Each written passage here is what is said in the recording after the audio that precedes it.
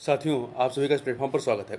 यहाँ पर हम लोग आगामी RO ARO की परीक्षा के लिए टेस्ट देख रहे हैं और यह जो टेस्ट सीरीज हम लोग लगाएंगे आज, यह PCS मंत्रा के द्वारा जो टेस्ट सीरीज कराई गई है उसी को यहाँ पर, उसमें से एक टेस्ट को यहाँ पर हम लोग सॉल्व करेंगे। पूरे 140 प्रश्न हैं। तो पहला प्रश्न है कि दो सूचियाँ दी गई हैं, इन दोनों सूचियों को हमें सुमेलित करना है। देखिए, दैमाबाद जो है आपका ताम्रपाषाण काल संबंधित है, आदमगढ़ मध्यपाषाण काल से, बुर्जहोम नवपाषाण काल से और अतिरपक्कम ये पूरा पाषाण काल से। तो 1 2 3 4 अर्थात सी ऑप्शन हो जाएगा। आगे बढ़ते हैं। अगला है, निम्न कथनों पर विचार कीजिए। दो कथन दिए गए हैं, बताना है इन दोनों में से कौन सा या से कथन असत्य हैं। तो देखिए, पहला, प्रागैतिहासिक मानव द्वारा प्रयोग में लाई जाने वाली प्रथम धातु तांबा माना जाता है, ये कथन सही है। दूसरा, आहार, कायथा, जोरबे ताम्र पाषाणिक संस्कृतियां रही हैं, ये भी कथन सही है। दो के दोनों कथन सही है। असत्य क्या है? तो कोई असत्य नहीं है, इसलिए सी ऑप्शन हो जाएगा, ना तो 1 ना तो 2। सुमेलित नहीं है, कौन सा इसमें से सुमेलित नहीं है? तो देखिए, लाजवर्द मणि ये अफगानिस्तान से आता था, स्वर्ण दक्कन से आता था तथा तांबा खेतड़ी से, और चांदी चांदी जो है ये ईरान से नहीं आता था। ठीक है, देखिए, लाजवर्द मणि और चांदी अफगानिस्तान से आयात किया जाता था, न कि चांदी ईरान से। तो यहाँ पर ये वाला डी वाला सही नहीं है। अगला है, निम्न कथनों पर विचार कीजिए। दो कथन दिए गए हैं यहाँ पर और बताना है इनमें से कौन सा या से कथन सत्य नहीं है। तो पहला, हड़प्पा एवं मोहनजोदड़ो को सिंधु सभ्यता की जुड़वा राजधानियां कहा गया है, ये कथन आपका सही है। दूसरा, हड़प्पा घग्गर के किनारे तथा मोहनजोदड़ो रावी नदी के किनारे स्थित हड़प्पीय नगर रहे। नहीं, हड़प्पा जो है आपका रावी नदी के किनारे रहा है और मोहनजोदाड़ो जो है वो सिंधु नदी के किनारे। घग्गर के किनारे राखी गढ़ी रही है, घग्गर के किनारे राखी गढ़ी रही है, ठीक है, और रावी के किनारे आपकी हड़प्पा रही है। तो यहाँ पर जो है पहला कथन सही है, दूसरा गलत है, तो असत्य पूछा है, इसलिए बी ऑप्शन हो जाएगा। आगे बढ़ते हैं, क्वेश्चन नंबर 5। निम्न में से कौन सा कथन जो है वो असत्य है? कौन सा कथन असत्य है? पहला, लोथल से गेहूं के अवशेष प्राप्त हुए। नहीं, लोथल से चावल के अवशेष प्राप्त हुए, गेहूं के अवशेष नहीं, ये चावल के अवशेष यहाँ से प्राप्त हुए हैं। ठीक है, जबकि अन्य सही है, रंगपुर से धान की भूसी प्राप्त हुई है, हड़प्पा का शासन वणिक वर्गों के हाथों में था, लोथल से मिट्टी का एक मम्मी का मॉडल प्राप्त हुआ था, ये सभी कथन सत्य हैं। अगला है, सुमेलित नहीं है। कौन सा सुमेलित नहीं है? तो देखिए, हड़प्पा में अन्नागार मिले हैं, लोथल में गोदीवाड़ा मिला है, सुरकोटदा में घोड़े का अस्थिपंजर और मांडा में युग्म शवाधान। तो देखिए, मांडा में जो है, मांडा चिनाब नदी के दाएं तट पर स्थित नगर था, यहाँ से प्राक हड़प्पा, हड़प्पा एवं हड़प्पोत्तर काल के प्रमाण प्राप्त हुए हैं। और जो युग्म शवाधान है ये कहाँ से मिले हैं? यहाँ ये कालीबंगा से प्राप्त हुए हैं, कालीबंगा से, मांडा से आपके कच्ची मकान जो कच्ची ईंटों से बने थे वो प्राप्त हुए हैं। तो यहाँ पर डी वाला सही नहीं है। आगे बढ़ते हैं। हड़प्पा सभ्यता के पतन संबंधी कुछ विद्वानों ने विचार या कारण व्यक्त किए हैं, निम्न से कौन सा जो है युग्म बेमेल है, सुमेलित नहीं है? तो देखिए, पहला, अमलानंद घोष ने जलवायु परिवर्तन को बताया, सही है। पिंगट एवं मैके ने आर्यों के आक्रमण को बताया, ये भी सही। मार्शल ने बाढ़ को बताया, ये भी सही। KUR कैंडी ने प्रशासनिक शिथिलता को बताया, ये सही नहीं है, क्योंकि KR कैंडी ने किसी महामारी को सैंधो सभ्यता के पतन का कारण माना, जबकि मार्शल के अनुसार प्रशासनिक शिथिलता सैंधो सभ्यता के पतन का कारण रही है। आगे निम्न से कौन सा कथन असत्य है? चार कथन दिए गए हैं, बताना है कौन सा असत्य है। पहला, मोहनजोदाड़ो से प्राप्त मोहरों तथा मृतभांडों पर स्वास्तिक के प्रमाण प्राप्त हुए, सही है। सिंधु सभ्यता के लोगों के धार्मिक जीवन में नाग पूजा तथा वृक्ष पूजा का प्रचलन था, ये भी सही है। सी, सैंधो सभ्यता में शव को दफनाने के स्थान पर केवल शव को जलाने का उल्लेख प्राप्त होता है, ये कथन गलत है, क्योंकि सैंधो सभ्यता में अंत्योष्टि संस्कार की 3 विधियां प्रचलित थी, पूर्ण समाधिकरण और दाह संस्कार। ठीक है, तो यहाँ पे सी वाला कथन आपका सही नहीं है। डी, मोहनजोदाड़ो से प्राप्त योगी का मुद्रा शांभवी मुद्रा संबंधित, ये सही है। आगे बढ़ते हैं। निम्न पशु समूहों में से कौन सा पशु समूह के चित्र पशुपति की मुद्रा पर अंकित रहे हैं? तो देखिए, डी वाला, व्याघ्र, हाथी, गैंडा और भैंसा। व्याघ्र, हाथी, गैंडा और भैंसा। आगे बढ़ते हैं। 10 नंबर क्वेश्चन, सुमेलित नहीं है, कौन सा इसमें सुमेलित नहीं है? तो देखिए, आपका हाथ जो है, एक सेकेंड, हमें मुख और मतलब क्या कहते हैं, वेदांग की कुल 6 अंग हैं, कुल 6 भाग दिए गए हैं, और वो किससे संबंधित है यही हमें बताना है। तो देखिए, हाथ जो है कल्प से संबंधित है, हाथ जो है आपका कल्प से संबंधित है। इसके अतिरिक्त नासिका जो है ये शिक्षा संबंधित है। मुख व्याकरण संबंधित है, नाक जो है शिक्षा संबंधित है, पाद जो है ये ज्योतिष संबंधित नहीं है, जो आपका आँख है या नेत्र है ये ज्योतिष से संबंधित है, जबकि पाद जो है ये छंद से संबंधित है। तो डी वाला सुमेलित नहीं है। धनुर्वेद किस वेद का उपवेद है? धनुर्वेद किस वेद का उपवेद है? तो ये जो है अथर्ववेद का उपवेद है। यजुर्वेद का देखिए, नहीं ये गड़बड़ देखिए यहाँ पे डी नहीं है, सी है। ठीक है, धनुर्वेद यजुर्वेद का उपवेद है। यजुर्वेद का उपवेद आपका धनुर्वेद है। अथर्ववेद का क्या है? शिल्पवेद है। सामवेद का क्या है? गंधर्ववेद है। और ऋग्वेद का आयुर्वेद है। तो ध्यान रखिएगा, धनुर्वेद यजुर्वेद का है। अगला है, निम्न से कौन सी कथा या सिद्धांत का वर्णन का संबंध यजुर्वेद से नहीं है? तो पहला, उद्दालक आरुणि एवं उनके पुत्र श्वेत केतुकी के बीच का संवाद। तो ये जो है आपका यजुर्वेद संबंधित नहीं है, ये सामवेद के छांदोग्य उपनिषद में वर्णित है। तो ए वाला आपको सुमेलित नहीं, जबकि अन्य जल प्लावन कथा का वर्णन, पूर्वा उर्वशी व्याख्यान, पुनर्जन्म का सिद्धांत, ये सभी आपके यजुर्वेद में दिए गए। अगला है, बुद्ध की मृत्यु के बाद शरीर धातु के 8 दावेदारों के नाम मिलते हैं, निम्न से कौन सा इन 8 में से नहीं था? तो देखिए, इनमें से कपिलवस्तु के शाक्य, पावा के मल्ल, रामगांव के कोलिये ये शामिल थे, परंतु आपके वल्ल के इक्ष्वाकु ये इसमें शामिल नहीं थे। जो 8 थे उनके नाम एक बार ध्यान रखिएगा। मगध नरेश अजातशत्रु, वैशाली के लिच्छवी, कपिलवस्तु के शाक्य, अलकप्प के बुली, बेठ द्वीप के ब्राह्मण, पावा के मल्ल, रामगांव के कोलिये, पिपलियन के मौर्य। आगे बात करते हैं, बौद्ध धर्म के पतन संबंधी निम्न कथनों पर विचार करना और असत्य कथन का चयन करना है। तो यहाँ पर जो 4 कथन दिए गए हैं, बताना है इनमें से जो असत्य है वो कौन सा है। देखिए, बौद्ध धर्म के पतन के कारणों में ब्राह्मण धर्म में सुधार होना सही है। बौद्ध धर्म द्वारा कर्मकांडों को उन्मुख होना, ये भी कारण था। तत्कालीन व्यापारी वर्ग द्वारा प्रदत्त दान, ये तो उसको बढ़ाने के संस में थे ना कि उसके पतन का प्रमुख कारण था। तो सी वाला सही नहीं है। संस्कृत भाषा के प्रति बढ़ता प्रभाव, ये भी इसका कारण था। आगे चलते हैं, क्योंकि संस्कृत भाषा में लिखे जाने के कारण ये जो है, चूँकि संस्कृत जन भाषा नहीं थी, इस वजह से लोगों से दूर चली गई। अगला है, सुमेलित नहीं है तीर्थंकर और उसके प्रतीक में। मल्लीनाथ का प्रतीक कलश है, पार्श्वनाथ का सर्पफण है, महावीर का सिंह है, ऋषभदेव का शंख नहीं है। ऋषभदेव का प्रतीक वृषभ है। क्या है? ऋषभदेव का प्रतीक जो है वो वृषभ है। तो ये डी वाला सही नहीं है।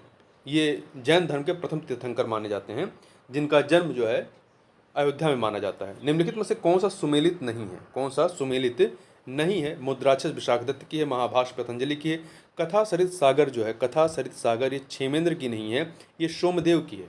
ये सोमदेव की है। क्षेमेंद्र की प्रसिद्ध रचना बृहद कथा मंजरी है, अर्थशास्त्र कौटिल्य की है। एंटियोकस ने निम्न से किसके दरबार में एक राजदूत को भेजा था? तो बिंदुसार के दरबार में। किसके दरबार में? बिंदुसार के दरबार में जो है डायमेकस नामक राजदूत भेजा था। निम्न कथनों पर विचार कीजिए। यहाँ पर निम्न कथनों पर विचार कीजिए। 3 कथन दिए गए हैं, बताना है उपयुक्त में से सही कथन कौन सा है। कौन सा कथन सही है? शासक बनने से पूर्व अशोक अवंती का गवर्नर था, सही है। कलिंग का युद्ध अशोक का आखिरी युद्ध था, ये भी सही है। सुशीम ने अशोक को बौद्ध धर्म में दीक्षित किया था, ये कथन आपका सही नहीं है। अशोक को बौद्ध धर्म में दीक्षित करने का श्रेय उपगुप्त को दिया जाता है, उपगुप्त को। तो यहाँ पे पहला दूसरा सही है, तीसरा गलत है, ये ऑप्शन हो जाएगा। निम्नलिखित में से कौन सा सुमेलित नहीं है? कौन सा सुमेलित नहीं है? तो देखिए, गिरनार शिलालेख आपका जूनागढ़ में है, मानसेहरा शिलालेख पेशावर में नहीं है। ये मानसेहरा शिलालेख पाकिस्तान के हाजरा में स्थित है, हाजरा में, जबकि पेशावर में अशोक संबंधित सहबाजगढ़ी शिलालेख स्थित है। जबकि अन्य शोपरा शिलालेख थाड़े में है, धौली शिलालेख पुरी में है, ये सही है। बी वाला सही नहीं है। मौर्य काल के संबंध में निम्न कथनों पर विचार कीजिए। 3 कथन दिए गए हैं, बताना है कौन सा सत्य है। सुराध्यक्ष आबकारी विभाग का अध्यक्ष था, सीताध्यक्ष कृषि विभाग का अध्यक्ष था, अकराध्यक्ष खान विभाग का अध्यक्ष था। ये तीनों के तीनों आपके सही हैं, तो डी ऑप्शन हो जाएगा। आगे बढ़ते हैं 21 नंबर क्वेश्चन। हेलियोडोरस निम्न में से किसके दरबार में आया था? हेलियोडोरस जो है ये किसके दरबार में आया था? भागभद्र तक्षशिला का हेलियोडोरस तक्षशिला का यवन राजदूत था, जो शुंग शासक भागभद्र के समय विदिशा के दरबार में आया था। आगे चलते हैं। निम्न कथनों पर विचार कीजिए। 3 कथन दिए गए हैं, 3 कथन दिए गए हैं, बताना है इनमें से कौन से सही है। पहला, सातवाहन वंश का संस्थापक सातकर्णी प्रथम था। नहीं, सातवाहन शासकों का जो संस्थापक था वो सिमुक था, तो पहला कथन गलत हो गया। दूसरा, सातकर्णी द्वितीय ने शुंगों से मालवा प्राप्त किया था। सही है। गौतमी पुत्र सातकर्णी ने ब्राह्मण धर्म का पुनरुद्धार किया था। ये भी सही है।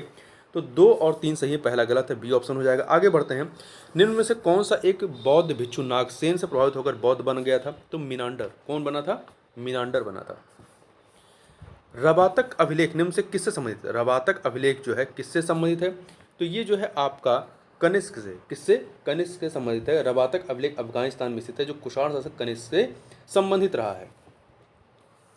अगला है, निम्न कथनों में से कौन सा सत्य नहीं है? कौन सा कथन जो है वो सत्य नहीं है? तो देखिए, पहला, समुद्रगुप्त को कविराज की उपाधि दी गई थी। सही है। दूसरा, प्रयाग प्रशस्त की भाषा संस्कृत और लिपि देवनागरी है। ये कथन सही नहीं है, क्योंकि प्रयाग प्रशस्ति जो है गुप्त शासक समुद्रगुप्त से संबंधित है। इसको लिपिबंद करने का श्रेय हरिशेन को दिया जाता है। इसकी भाषा संस्कृत है और लिपि ब्राह्मी है, लिपि देवनागरी नहीं है, ब्राह्मी है, और यह चंपू शैली में लिखा गया है। प्रयाग प्रशस्त से समुद्रगुप्त के प्रमुख विजय अभियानों के बारे में जानकारी मिलती है। तो बी वाला ऑप्शन आपका सही नहीं है, जबकि सी, चंद्रगुप्त द्वितीय ने चांदी के सिक्के चलाए थे। सही है। बिलसट अभिलेख कुमार गुप्त से संबंधित, ये भी सही है। हूणों के आक्रमण के समय गुप्त शासक कौन था? हूणों के आक्रमण के समय गुप्त शासक स्कंदगुप्त थे। कौन था? स्कंदगुप्त। स्कंदगुप्त ने हूणों को पराजित कर उनका आक्रमण विफल कर दिया था। गुप्तकालीन अधिकारियों के संबंध में निम्न से कौन सा सुमेलित नहीं है? तो देखिए, अग्रहारिक दान विभाग, संधि विग्रहक युद्ध एवं संधि, महाबलाधिकृत शिक्षा एवं धार्मिक मामले। नहीं, महाबलाधिकृत सैन्य विभाग का प्रमुख सेनापति था, जबकि शिक्षा एवं धार्मिक मामले में जुड़ा अधिकारी विनय स्थित स्थापक होता था। विनय स्थित स्थापक। तो यहाँ पर आपका सी वाला सही नहीं है। महादंड नायक न्याय विभाग, ये सही। तिगवा का प्रसिद्ध मंदिर किस देवता से संबंधित है? तिगवा का प्रसिद्ध मंदिर जो है वो किस देवता से संबंधित है? तो ये आपका विष्णु से, किससे? विष्णु से संबंधित है। तिगवा का मंदिर मध्य प्रदेश के जबलपुर के पास स्थित है। यह गुप्तकालीन भगवान विष्णु का प्रसिद्ध मंदिर है। आगे बात करते हैं, निम्नलिखित में से कौन सी रचना कालिदास की नहीं है? तो देखिए, कुमार संभव, रघुवंशम, मालविकाग्निमित्रम, ये सभी जो है कालिदास की हैं। जबकि 10 कुमार चरितम ये दांडिन की रचना है, दांडिन की। सी ऑप्शन सही नहीं है। आगे बढ़ते हैं। निम्न कथनों पर विचार कीजिए। आपके 3 कथन दिए गए, बताना इनमें से कौन सा या से कथन सही है। पहला, संगमकालीन राज्यों में सबसे प्राचीन चेर राज्य को माना जाता है। ये कथन सब सही है। चोल शासक करिकल ने कावेरी नदी पर पुल बनवाया था। ये भी सही है। पांड्यराज का प्रतीक चिन्ह बाघ था। नहीं, पांड्यराज का प्रतीक चिन्ह मछली था। बाघ जो है वो चोलों का था, बाघ चोलों का था, मछली पांड्यों का था। तो पहला दूसरा सही, तीसरा गलत है, ए ऑप्शन हो जाएगा। आगे बढ़ते हैं। बहमनी साम्राज्य का संस्थापक अलाउद्दीन हसन बहमन शाह का वास्तविक नाम क्या था? तो इसका वास्तविक नाम जो था वो क्या था? जफर खान था। जफर खान था, डी ऑप्शन। दक्कन का नीरो किस शासक को कहा जाता है? दक्कन का नीरो जो है हुमायूं को। अलाउद्दीन अहमद द्वितीय की मृत्यु के बाद उसका पुत्र हुमायूं जो है बहमनी का शासक बनता है। उसे अपने गैर जिम्मेदाराना व्यवहार कारण दक्कन का नीरो कहा जाता है। स्वभाव से अत्यधिक निष्ठुर होने के कारण उसे जालिम की उपाधि दी गई थी और उसने महमूद गवा को अपना प्रधानमंत्री नियुक्त किया था। हरिहर एवं बुक्का को विजयनगर साम्राज्य स्थापित करने में किसका सहयोग प्राप्त हुआ था? किसका सहयोग प्राप्त हुआ था? तो देखिए, विद्यारण और सायण का, अर्थात 1 और 2, सी ऑप्शन हो जाएगा। आगे बढ़ते हैं।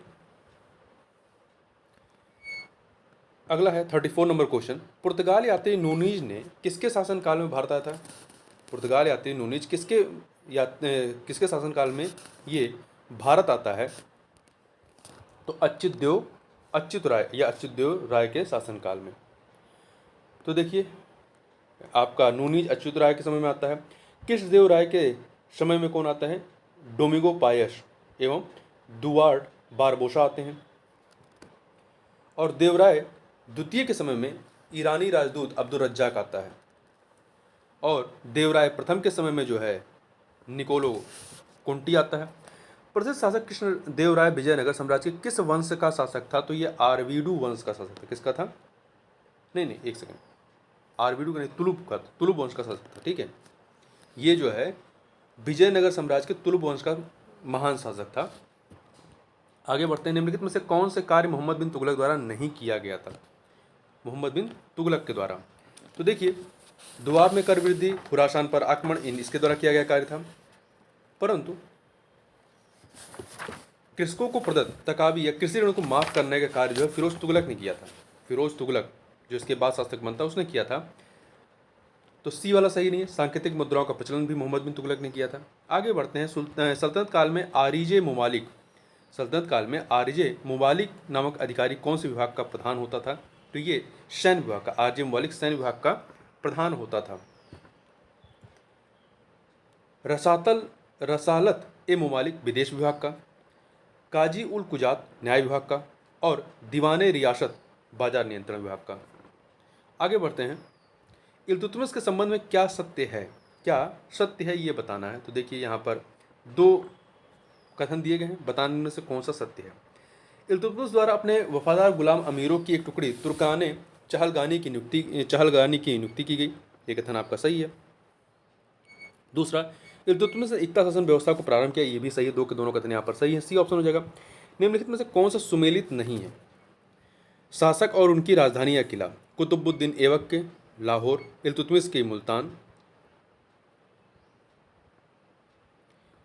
मुल्तान, सिकंदर लोदी का, एक सेकेंड, सिकंदर लोदी,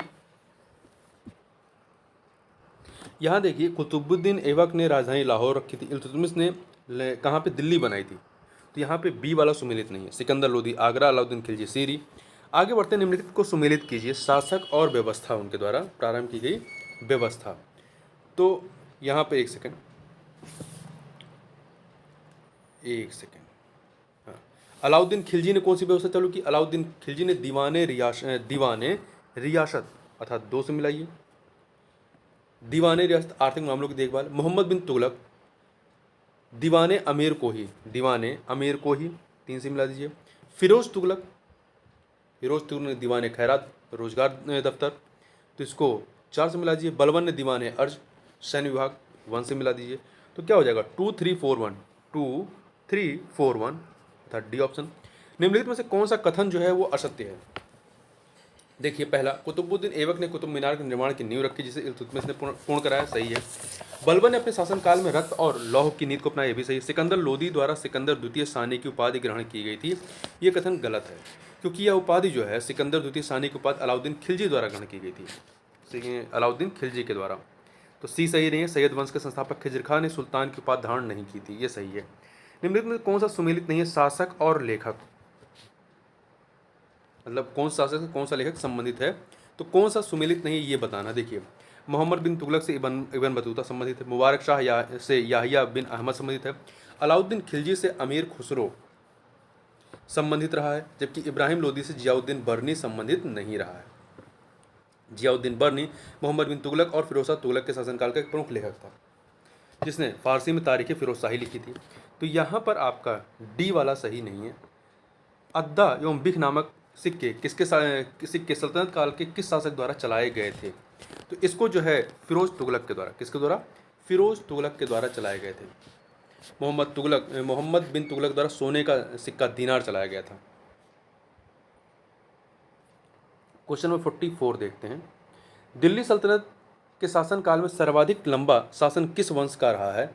तो सर्वाधिक लंबा जो है तुगलक वंश का रहा है। किसका रहा है? तुगलक वंश का रहा है। निम्नलिखित में से कौन सा या से जो है वो सत्य नहीं है?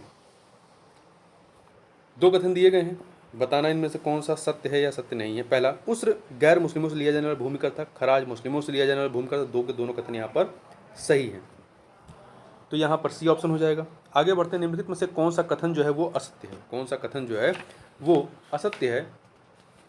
फिरोज तुगलक ने दारुल सफ़ा औषधालय एवं लोक निर्माण विभाग की स्थापना की, सही है।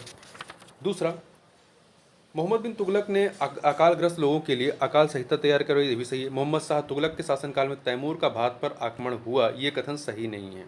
मध्य एशिया के मंगोल शासक तैमूर लंग का भारत पर आक्रमण तुगलक वंश के अंतिम शासक नासरुद्दीन महमूद के शासनकाल में हुआ था, 1398 ईस्वी में उसने किया था। तो सी वाला सही नहीं है। जबकि डी, सिंचाई हेतु नहर निर्माण करने वाला दिल्ली सल्तनत का प्रथम शासक गयासुद्दीन तुगलक था।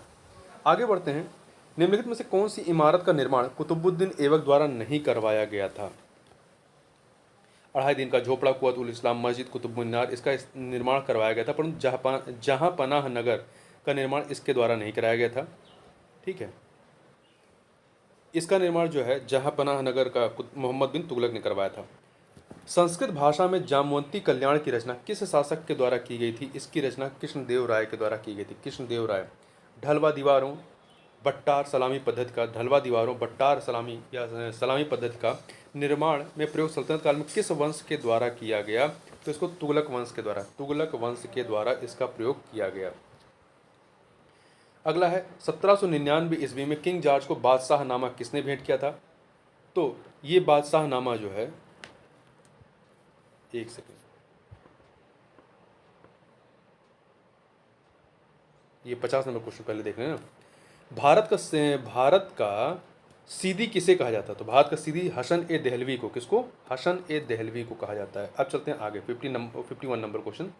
1799 ईस्वी में किंग जॉर्ज को बादशाहनामा किसने भेंट किया था? तो ये बादशाहनामा अवध के नवाब ने भेंट की थी। आगे बात करते हैं फर्रे इजदी का विचार जो मुगल राजतंत्र का आधार था, इनमें से किस सूफी संत द्वारा सबसे पहले विकसित किया गया था? तो सबसे पहले शिहाबुद्दीन सुहरावर्दी के द्वारा विकसित किया गया था। उत्तरकालीन मुगल काल के सैयद बंधुओं के बारे में निम्नलिखित में से कौन सा कथन सत्य नहीं है? तो 4 कथन है। पहले, वे जहादर शाह को सत्ता में लाए थे। नहीं, सैयद बंधु जो है इतिहास में किंग मेकर के नाम से प्रसिद्ध रहे हैं। इन्होंने कुल 4 लोगों को, फर्रुखशियर, रफ़ीउद्दर्जात, रफ़ीउद्दौला और मोहम्मद शाह को मुगल बादशाह बनाया था, परंतु जहादर शाह को नहीं बनाया था। 1713 ईस्वी में जहादर शाह के भतीजे फर्रुखशियर ने सैयद बंधु के सहयोग से बादशाह को सिंहासन से अपदस्थ करवाया था। ठीक है, तो सत्ता में नहीं लाया था इसने, तो ए वाला सही नहीं है। इसके अतिरिक्त सैयद बंधु उन्होंने प्रशासन शक्ति को नियंत्रित किया, उन्होंने सहिष्णुता की धार्मिक नीति अपनाई, उन्होंने राजा शाहू के साथ एक समझौता किया। ये सभी कथन सही हैं। आगे चलते हैं। निम्नलिखित में से अपने किस विजय के उपलक्ष्य में अकबर ने फतहनामा जारी किया था? फतहनामा जारी किया था तो चित्तौड़ विजय के उपलक्ष्य में 1567 ईस्वी में ये विजय की थी, और उस समय चित्तौड़ के राजा उदय सिंह थे। आगे चलते हैं, क्वेश्चन नंबर 55 देखते हैं। निम्नलिखित में से कौन सही सुमेलित नहीं है मुगल कालीन अधिकारी और संबंधित विभाग में? तो देखिए, एक सेकेंड, हाँ, आपका पहला है मीर आतिश जल सेना का प्रधान, मीरे बर वन विभाग नहीं, सही सुमेलित बताना है, कौन सा सही सुमेलित है। ठीक है, मीर आतिश जल सेना का नहीं, मीर आतिश शाही तोपखाने का प्रधान होता था, और मीरे बर जो है वन विभाग, ये आपका बी वाला सही है। मुशरिफ जो होता था ये लेखाधिकारी होता था, न कि समाचार लेखक। और मीरे बहर जल सेना का प्रधान होता था। आगे बढ़ते हैं। निम्नलिखित मुगलकालीन सिक्कों पर विचार कीजिए और इन तीनों में से उपयुक्त में से कौन सा सिक्का जहांगीर द्वारा चलाया गया था ये बताना है। तो जहांगीर के द्वारा आपका केवल इसमें से निसार चलाया गया था। निसार एक तांबे का सिक्का था जिसे जहांगीर द्वारा चलाया गया था, और मुहर अकबर कालीन सोने का सबसे प्रचलित सिक्का था, और शशब भी अकबर के समय में चलाया गया सोने का सिक्का था। आगे बढ़ते हैं, तो यहाँ पे डी ऑप्शन हो जाएगा। अगला है 57 नंबर क्वेश्चन। निम्नलिखित में से कौन सा मुगल कालीन चित्रकार हुमायूं के दरबार में था? तो हुमायूं के दरबार मीर सैयद अली। कौन था? मीर सैयद अली। इसके अलावा अब्दुस्समद भी हुमायूं कालीन चित्रकार था। आगे बढ़ते हैं। चांद बीवी के संदर्भ में निम्नलिखित कथनों पर विचार कीजिए। चांद बीवी के संबंध में 2 कथन दिए गए, बताना है इनमें से कौन सा सही नहीं है। तो देखिए, यह मुगल शासक जहांगीर की समकालीन थी? नहीं। चांद बीबी मुगल शासक अकबर की समकालीन थी, तो पहला कथन गलत होगा। दूसरा, इन्होंने मुगलों की अधीनता स्वीकार नहीं की थी? नहीं, चांद बीबी ने समझौते के माध्यम से मुगलों की अधीनता स्वीकार की थी। 2 के दोनों कथन गलत हैं, इसलिए सी ऑप्शन। अगला है शिवाजी के राज्याभिषेक के संदर्भ में निम्नलिखित कथनों पर विचार कीजिए। 2 कथन दिए गए हैं। पहला, शिवाजी ने राज्याभिषेक के बाद छत्रपति की उपाधि धारण की। शिवाजी ने राज्याभिषेक के बाद छत्रपति की उपाधि धारण की थी, ये कथन सही है। पुरोहित गंगा भट्ट ने बनारस के थे, उन्हें उच्च वर्गीय छात्री घोषित किया। 2 के दोनों कथन यहाँ पर सही हैं, तो सी ऑप्शन हो जाएगा। अगला है मराठों की सैन्य व्यवस्था के संदर्भ में निम्नलिखित में से कौन सा एक कथन सही नहीं है? कौन सा सही नहीं? पहला, मराठा सेना का गठन मुगल व्यवस्था पर आधारित था, ये सही है। मराठा सैन्य विनिमय दक्षिण के मुस्लिम राज्यों के अधिनियमों पर आधारित था, ये भी सही है। शिवाजी सामंतशाही सेना पर निर्भर रहते थे, नहीं, शिवाजी सामंतशाही सेना पर निर्भर नहीं थे तथा सेना को सीधे वेतन देते थे, तो यहाँ पर सी वाला ऑप्शन सही नहीं है। जो पेशवा थे, बाद में पेशवा सामंतशाही पद्धति पसंद करते थे, तो ये डी वाला आपका सही है। आगे बढ़ते हैं, निम्नलिखित में से कौन सा कथन सही नहीं है, कौन सा कथन जो है वो सही नहीं है। दीवाने खास आगरा में स्थित है, दीवाने खास आगरा में है। दीन पनाह में किलाए कोहना मस्जिद, इसी से सही है। लीलावती की रचना फैजी ने की थी, लीलावती की रचना भारतीय गणितज्ञ भास्कराचार्य ने किया था, ठीक है। फैजी ने इसका फारसी में अनुवाद किया था, तो सी सही नहीं है। मुशम्मन बुर्ज आगरा में स्थित है। निम्नलिखित में से कौन सी इमारत फतेहपुर सीकरी में नहीं है, कौन सी इमारत फतेहपुर सीकरी में नहीं है। किलाए कोहना मस्जिद, किलाए कोहना मस्जिद का निर्माण शेरशाह के द्वारा ने दीन पनाह के अंदर करवाया था, जो दिल्ली में स्थित है, ये दिल्ली में स्थित है, ना कि फतेहपुर सीकरी में। फतेहपुर सीकरी आगरा में है। मरियम की कोठी, इस्लाम शाह का मकबरा, शेख सलीम चिश्ती का मकबरा, ये फतेहपुर सीकरी में है, तो ये वाला नहीं है। अरब व्यापारी सुलेमान ने किस राज्य को रुहमा कहा, किस राज्य को रुहमा कहा था, तो पाल राज्य को, पाल राज्य को इसने रुहमा कहा था। रुहमा या धर्मपाल का संक्षिप्त रूप। आगे बात करते हैं, किस मध्यकालीन साम्राज्य ने आर्थिक तथा सांस्कृतिक क्षेत्र में उत्तर और दक्षिण के बीच सेतु का काम किया था, तो किसने किया था, तो ये काम जो है आपका राष्ट्रकूटों ने किया था, ठीक है, राष्ट्रकूटों ने किया था।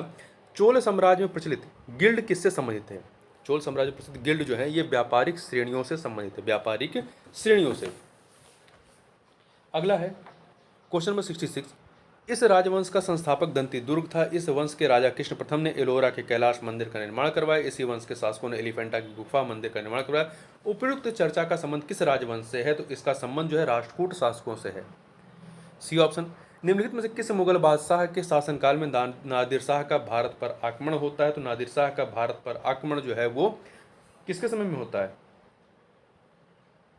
मुगल बादशाह मोहम्मद शाह के समय, मोहम्मद शाह के समय में, ए ऑप्शन हो जाएगा, ठीक है। आगे बढ़ते हैं, निम्नलिखित मुस्लिम शासकों का सही कालानुक्रम क्या है, तो देखिए सबसे पहले इन चारों में कौन आएगा, बहादुर शाह प्रथम, तो 3, इसके बाद कौन आएगा, जहांदर शाह 4, फिर आपका फर्रुखशियर आएगा 1, फिर अहमद शाह, तो 3 4 1 2, 3 4 1 2, ये ऑप्शन। आगे बढ़ते हैं, निम्नलिखित में से कौन सा कथन सत्य नहीं है, कौन सा कथन जो है वो सत्य नहीं है, तो देखिए पहला, अहमद शाह अब्दाली को दुर्र दुरानी की उपाधि दी गई, सही है। फर्रुखशियर ने जयसिंह को सवाई की उपाधि दी, सही है। अली बंधुओं को भारतीय किंग मेकर कहा गया, अली बंधुओं ने सैयद बंधुओं को भारतीय इतिहास में किंग मेकर कहा गया, तो सी वाला सही नहीं है, अली बंधु नहीं है, सैयद बंधु। अली बंधु का संबंध जो है खिलाफत आंदोलन से था।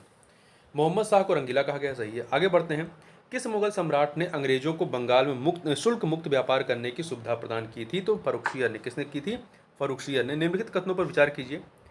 निम्नलिखित कथनों पर 2 कथन दिए गए हैं और उपरोक्त में से कौन सा या से कथन सही है, ये हमें बताना है। तो देखिए पहला, वास्को डी गामा के भारत आने से पूर्व भी कई शताब्दियों तक यूरोपीय यात्री आते रहे थे अलग अलग मार्गों से, सही है। 17 मई 1498 को Vasco da Gama Cape of Good Hope होते हुए भारत के कालीकट पहुंचा, तो ये दोनों के दोनों कथन यहाँ पर सही है, सी ऑप्शन हो जाएगा। आगे बात करते हैं, भारत में पुर्तगालियों के आगमन के समय, भारत में पुर्तगालियों के आगमन के समय निम्न कथनों पर विचार कीजिए और बताना है कौन सा सही है। तो पहला, गुजरात में महमूद बेगड़ा का शासन था, सही है। समस्त उत्तर भारत की छोटी शक्ति में विभाजित था, ये भी सही है। दक्कन के क्षेत्र में बहमनी सम्राट छोटी छोटी शक्ति में विभाजित था, ये भी सही है।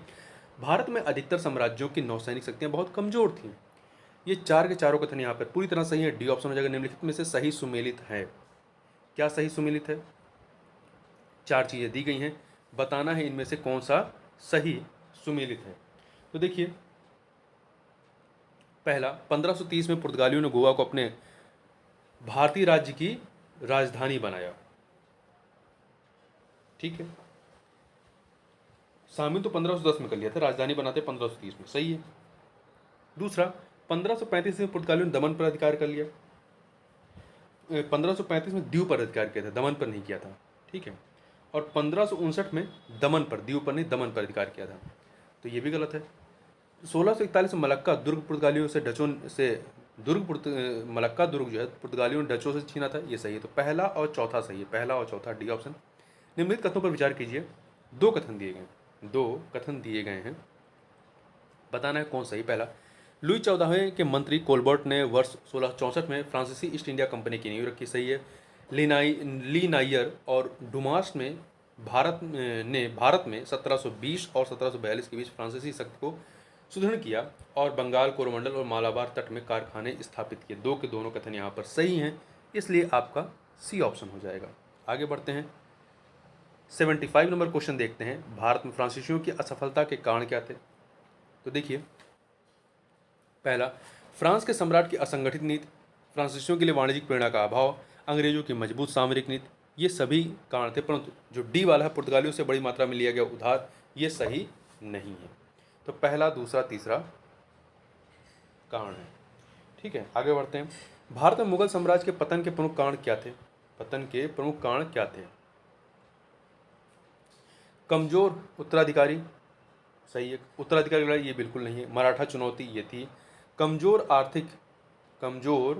आर्थिक स्थिति, नहीं, एक सेकंड, देखिए, इसमें कमजोर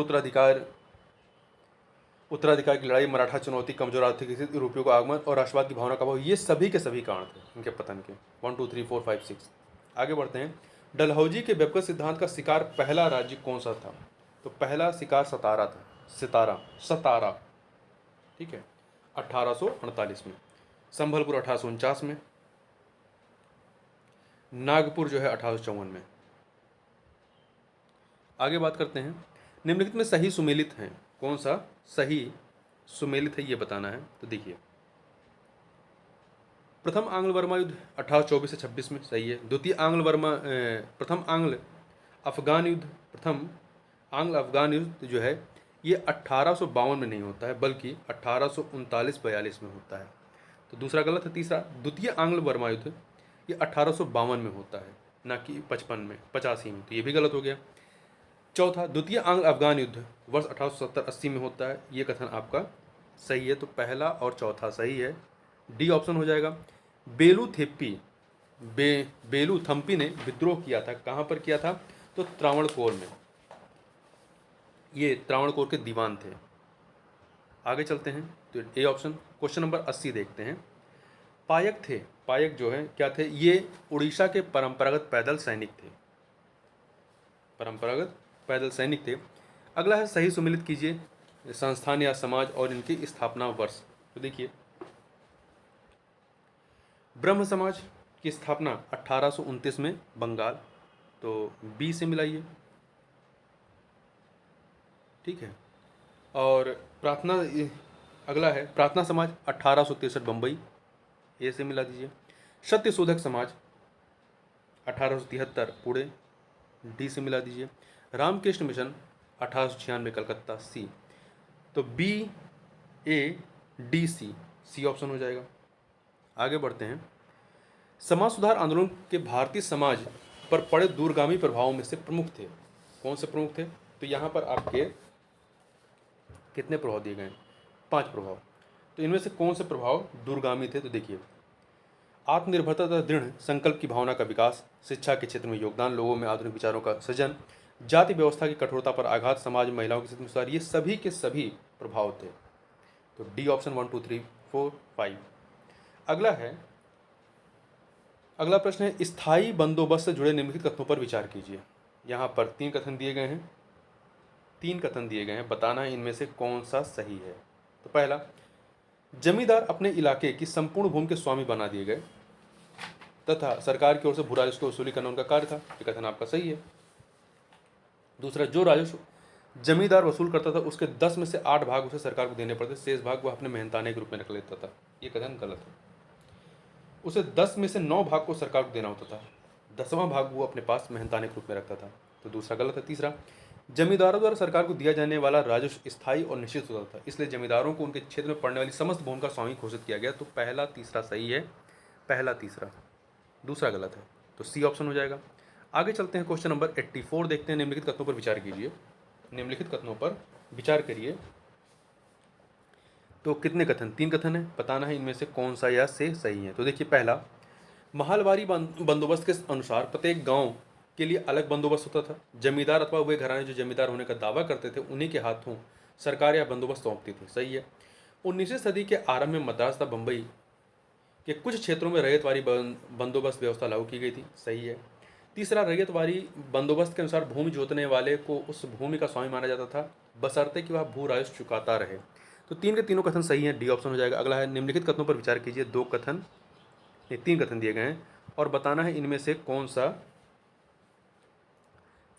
सा सही है। पहला, 1748 में निजामुल मुल्क की मृत्यु के साथ हैदराबाद के इतिहास का गौरवशाली प्रथम अध्याय समाप्त हो गया। सही है। दूसरा, इस राज्य की स्थापना 1724 में निजामुल मुल्क ने उस समय की थी जिस समय दिल्ली दरबार पर सैयद बंधुओं का नियंत्रण था। सही है। निजामुल मुल्क ने सैयदों को हटाने में मोहम्मद शाह की सहायता की थी और इसके बदले में उसने दक्कन की सूबेदारी प्राप्त की। 3 के तीनों कथन यहाँ पर सही है, तो डी ऑप्शन हो जाएगा। अगला है, निम्नलिखित में से सही सुमेलित हैं। विद्रोह आंदोलन और उसके नेतृत्वकर्ता, कौन सा सही सुमेलित है ये हमें बताना है। तो देखते हैं। देखिए, फराजी विद्रोह सरीतुल्ला और मोहम्मद मोहसिन, सही है। रामोशी विद्रोह चित्तूर सिंह, ये सही है। जबकि नायक विद्रोह जो है बाबा जी अहिरकर के नेतृत्व में नहीं हुआ था। यह जो गडकरी विद्रोह था, ये आपका गडकरी विद्रोह बाबा जी अहिरकर के नेतृत्व में हुआ था। ठीक है। और नायक विद्रोह का नेतृत्व अचल सिंह गडकरी ने किया था। अचल सिंह ने किया था। ठीक है। तो यहाँ पर पहला दूसरा ही सही है, तीसरा चौथा गलत है, तो यहाँ पर बी ऑप्शन हो जाएगा। अगला है, निम्नलिखित में से कौन से आंदोलन या पार्टियों ने जातियों का प्रतिनिधित्व किया था। तो देखिए, एक सेकेंड, निम्नलिखित में से कौन से आंदोलन या पार्टियों ने जातियों का प्रतिनिधित्व किया था। तो जस्टिस पार्टी, फैजले हुसैन की यूनियनिस्ट पार्टी और आपका आत्मसम्मान आंदोलन, इन्होंने जातियों का प्रतिनिधित्व किया था। आगे बात करते हैं, 19वीं शताब्दी में भारतीय रेलवे के विकास के विषय में निम्नलिखित में से कौन सा या से कथन जो है वो सही है। तो यहाँ पर 2 कथन दिए गए हैं, बताना है कौन सही है। भारत के कच्चे माल के निर्यात हेतु उत्पादन क्षेत्रों को बंदरगाहों जोड़ने के उद्देश्य से रेल को स्थापित किया गया था। सही है। दूसरा कथन है कि भारतीय रेलवे में भारतीय पूंजी निवेशकों को भारी नुकसान का सामना करना पड़ा क्योंकि उनको गारंटीकृत ब्याज प्राप्त नहीं हुआ था। ये कथन आपका गलत है। भारतीय पूंजी निवेशकों की इसमें नगण्य हिस्सेदारी थी। ठीक है। तो यहाँ पर आपका पहला कथन सही है, दूसरा वाला गलत है, ये ऑप्शन। अगला है, 21 वर्ष की आयु में उन्हें फोर्ट विलियम कॉलेज द्वारा बंगाली सिखाने के लिए आमंत्रित किया गया था। उन्हें संस्कृत व्याकरण पर 2 पुस्तक, उपक्रमणिका और व्याकरण कौमुदी लिखी। उन्होंने विधवा पुनर्विवाह के लिए अभियान चलाया और एक उदाहरण स्थापित करने के लिए अपने पुत्र का विवाह एक विधवा से कर दिया था। तो ये किसके बारे में? ईश्वरचंद विद्यासागर के बारे में। निम्नलिखित कथनों में से गलत कथन छांटिए। कौन सा कथन जो है वो सही नहीं है। तो देखिए, पहला, ज्योतिबा फुले माली जाति में पैदा हुए थे और उन्होंने सत्यशोधक समाज की स्थापना 1975 में की थी। नहीं, उन्होंने सत्यशोधक समाज की स्थापना 1973 में की थी, 1973 में, 75 में। पहला गलत हो गया। जबकि अन्य सही है। गोपाल हरि देशमुख महाराष्ट्र के एक प्रमुख समाज सुधारक और तर्कवादी थे। सही है। समाज सुधारक के मुद्दों पर वे लोग हितवादी नाम से साप्ताहिक पत्रिका प्रभाकर में लिखते थे। सही है। सी, सर्वेंट ऑफ इंडिया सोसाइटी की स्थापना वर्ष 1905 में कांग्रेस के उदारवादी नेता गोपाल कृष्ण गोखले और एम.जी. रनाडे की सहायता से की थी। गोखले ने एम.जी. रनाडे की सहायता से की थी। सही है।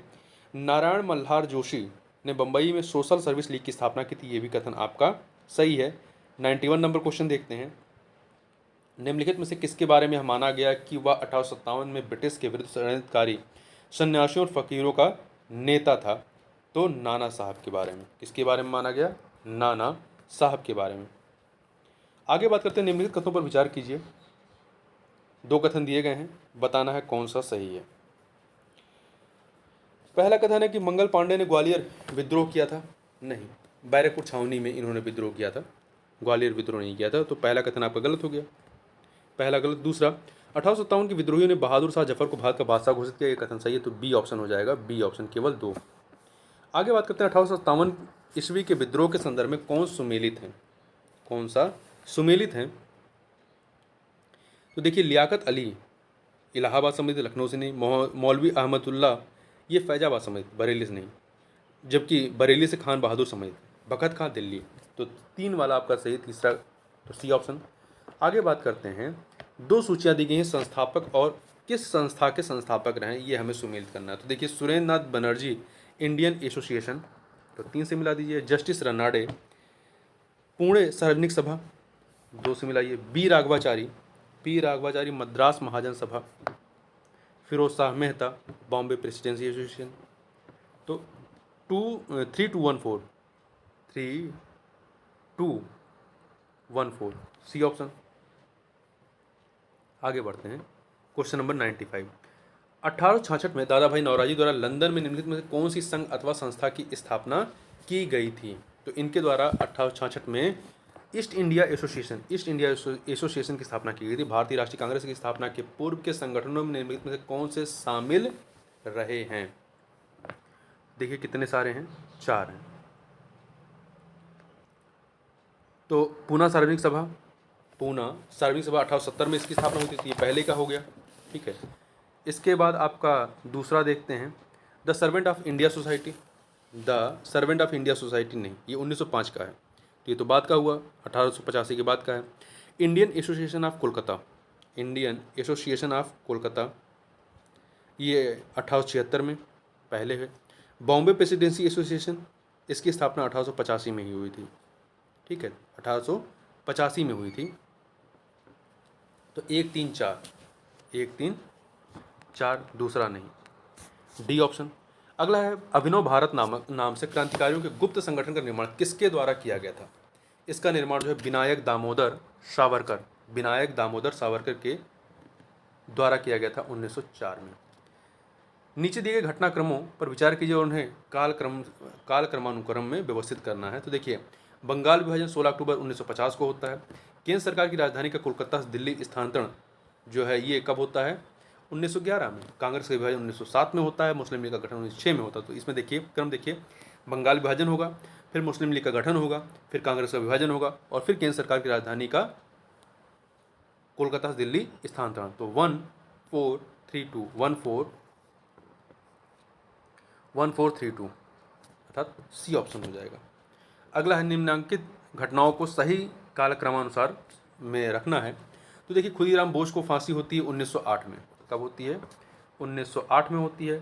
भारत लोक सेवा मंडल का गठन होता है 1905 में। मुस्लिम लीग का गठन होता है 1906 में। तो क्या हो जाएगा? भारत लोक सेवा मंडल गठन होगा 231 बी ऑप्शन।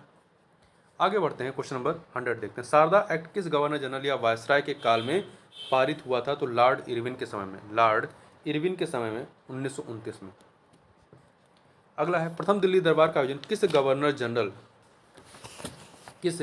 गवर्नर जनरल अथवा वायसराय के समय में हुआ था? लॉर्ड लिटन के समय में। प्रथम दिल्ली दरबार लॉर्ड लिटन के समय में 1877 में। द्वितीय लॉर्ड कर्जन के समय में 1903 में और तीसरा है लॉर्ड हार्डिंग के समय में 1911 में। 3 दिल्ली दरबार होते हैं। 102 नंबर क्वेश्चन देखते हैं।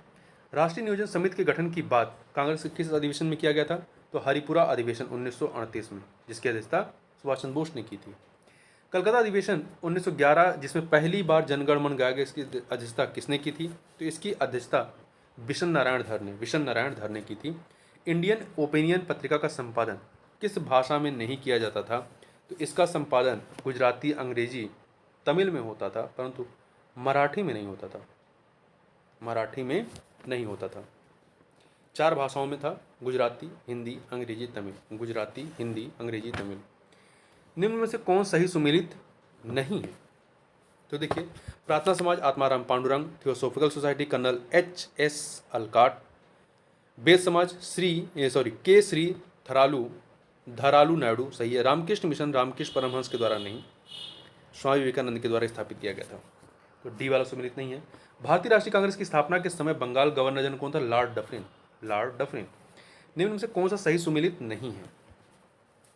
तो देखिए, अमृत बाजार पत्रिका मोतीलाल घोष,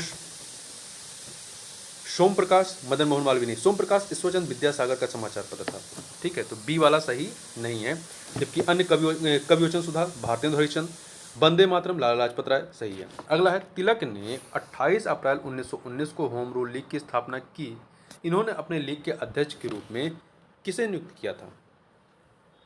जोसेफ बप्टिस्टा को। ठीक है, जोसेफ बप्टिस्टा को इन्होंने अध्यक्ष नियुक्त किया था।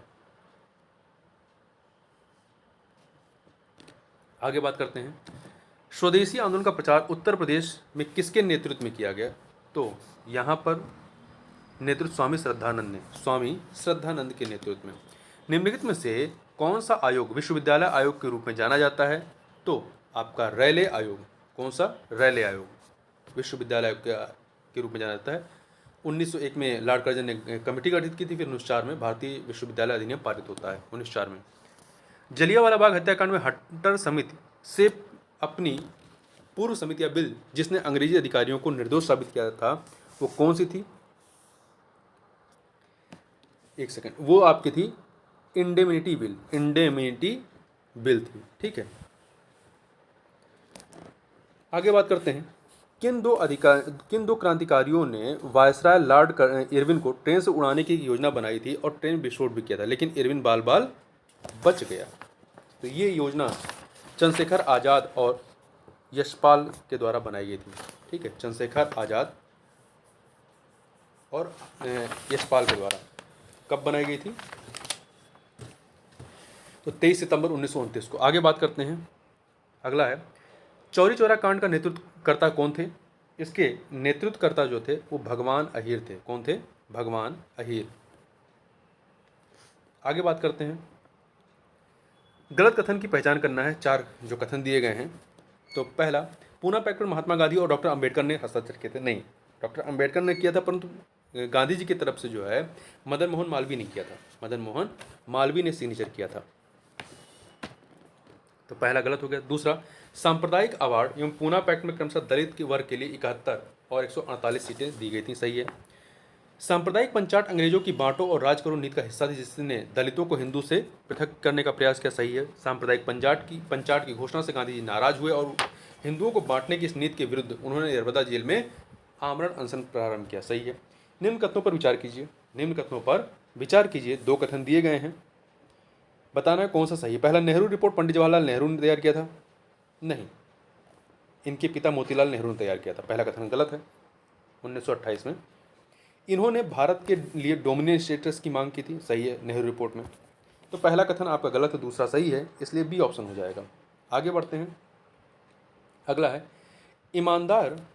ईमानदार किंतु बोल्शेविक और इसी कारण बहुत खतरनाक है। बम्बई गवर्नर विलिंगटन ने यह किसके बारे में कहा था? यह कथन कहा गया था महात्मा गांधी के बारे में। साइमन कमीशन का भारत में तीव्र विरोध किया गया, कारण इसके अध्यक्ष सर जॉन साइमन थे। देखिए, कथन कारण दोनों सही हैं, परंतु व्याख्या उचित नहीं है, क्योंकि इसमें सबके सब अंग्रेज थे, कोई भी भारतीय नहीं था, इसलिए इसका विरोध किया गया था। आगे बढ़ते हैं, नेहरू रिपोर्ट जिसने प्रथम बार मूल अधिकारों को प्रतिपादित किया में कुल कितने मूल अधिकारों को प्रतिपादित किया गया था? तो कुल 19 मूल अधिकार। कितने? 19 मूल अधिकारों की बात की गई थी। खिलाफत आंदोलन से जुड़े हुए गलत कथन की पहचान करना है, कौन सा इसमें गलत है। देखिए, पहला, 31 अगस्त 1920 को अखिल भारतीय स्तर पर खिलाफत दिवस मनाया गया। सही है। 1919 को दिल्ली में संपन्न अखिल भारतीय खिलाफत कमेटी के सम्मेलन की अध्यक्षता महात्मा गांधी ने की थी। ये भी सही है। मार्च 1919 में गठित केंद्रीय खिलाफत कमेटी के अध्यक्ष हजरत मोहानी और सचिव शौकत अली थे। ये कथन सही है। डी, खिलाफत आंदोलन मुस्लिमों खलीफा के देश सऊदी अरब से संबंधित था। नहीं, तुर्की से संबंधित था, तो डी वाला सही नहीं। अगला है, सॉन्ग्स फ्रॉम द प्रिजन किससे संबंधित है? सॉन्ग्स फ्रॉम द प्रिजन जो है ये आपका महात्मा गांधी से संबंधित है। महात्मा गांधी ने भारतीय संतों के गीतों का एक अंग्रेजी अनुवाद सॉन्ग्स फ्रॉम द प्रिजन नाम से प्रस्तुत किया। अगला है, सविनय अवज्ञा आंदोलन के विषय में निम्नलिखित कथनों पर विचार करना है। निम्नलिखित कथनों पर विचार करना है। तो देखिए कितने कथन दिए गए हैं, 2 कथन दिए गए, बताने में कौन सा सही नहीं है। ठीक है, सही नहीं है। पहला, सविनय अवज्ञा के बारे में, तो इस आंदोलन के दौरान मध्य प्रांत में कर ना दो और लगान ना दो का आंदोलन चलाया गया। नहीं, देखिए ये मध्य प्रांत में नहीं, संयुक्त प्रांत में कर ना दो और लगान ना दो का आंदोलन चलाया गया, जबकि बिहार में चौकीदारी टैक्स के विरुद्ध चलाया गया और मध्य प्रांत और कर्नाटक में वन टैक्स के विरुद्ध चलाया गया। तो पहला कथन आपका गलत हो जाता है। दूसरा, गांधी जी की गिरफ्तारी के बाद अब्बास तैयब जी ने इस आंदोलन का नेतृत्व किया था। दूसरा कथन सही है। कौन सही नहीं ये बताना, तो ए ऑप्शन। अगला है, सविनय अवज्ञा आंदोलन के दौरान हुई धर्षणा घटना का वर्णन निम्नलिखित में से किस पत्रकार के द्वारा किया गया है? तो इसका वर्णन वेब मिलर के द्वारा, किसके द्वारा किया गया? वेब मिलर के द्वारा किया गया है। न्यू फ्रीमैन नामक समाचार पत्र से संबंधित थी ये, अमेरिकी पत्रकार। अगला है, कथन कारण का प्रश्न है, कथन है भारतीयों के द्वारा साइमन कमीशन की रिपोर्ट का विरोध किया गया था। सही है। कारण इसी रिपोर्ट पर विचार करने के लिए लंदन में गोलमेज सम्मेलन बुलाया गया था। तो देखिए, दोनों कथन कारण सही है अपनी अपनी जगह पर, तो व्याख्या नहीं हो रही है।